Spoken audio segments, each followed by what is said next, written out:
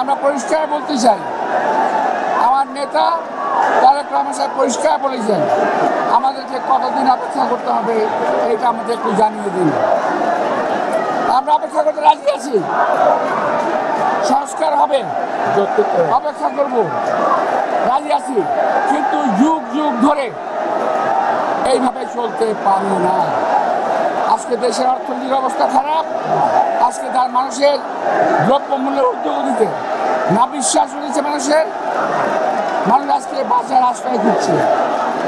যে 53 বছর রাজনৈতিক নেতৃবৃন্দ কি করেছে আমরা বলতে চাই, আপনি রাজনীতি করেন না, সুতরাং রাজনৈতিক ব্যক্তিত্ব সম্পর্কে একটু দয়া করে সম্মান নিয়ে কথা বলবেন। এর একটাই মাত্র কারণ, জনগণের বাদ ভাঙা উল্লাস। এই দেশের মানুষ স্বৈরাচার মুক্ত হয়েছে, এই দেশের মানুষ চায় এক স্বৈরাচার মুক্ত হয়ে আমরা যেন আরো কোনো স্বৈরাচার রাতে না পড়ে যাই।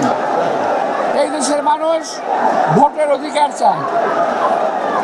আমরা শুনেছি, আমরা দেখেছি, ভোটের কথা বললে, ইলেকশনের কথা বললে অনেকেরই মুখ বাঁকা হয়ে যায়। তারা যদি চায় উনি যৌক্তিক সময় নির্বাচন দেবেন, সাধুবাদ জানান, কিন্তু এর বাইরে কোনো কথা থাকতে পারে না। আর সংস্কার একটা বিষয়, এটা যুগ যুগ ধরে চলবে, নতুন কিছু না। এটা হঠাৎ করে, এটা একটা প্যাকেট না যে একটা প্যাকেটে করে এনে আমি সংস্কার দিয়ে গেলাম। এটা সময়ের বিবর্তনে, সময়ের চাহিদায় যে জনগণের ঢল।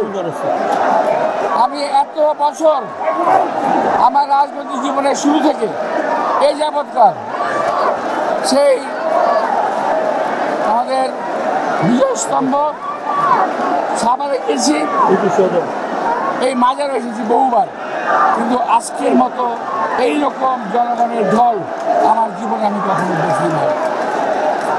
মানুষ কথা বলতে পারছে ঠিকই, কিন্তু দেশের মানুষের অভাবের কারণে রয়ে গেছে।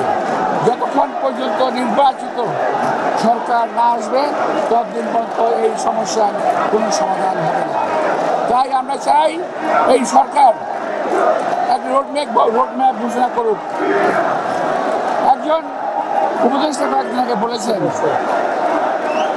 আমি তার জবাব দিতে চাই না, একজন রাজনীতিক একদিনে তৈরি হয়ে যায় না।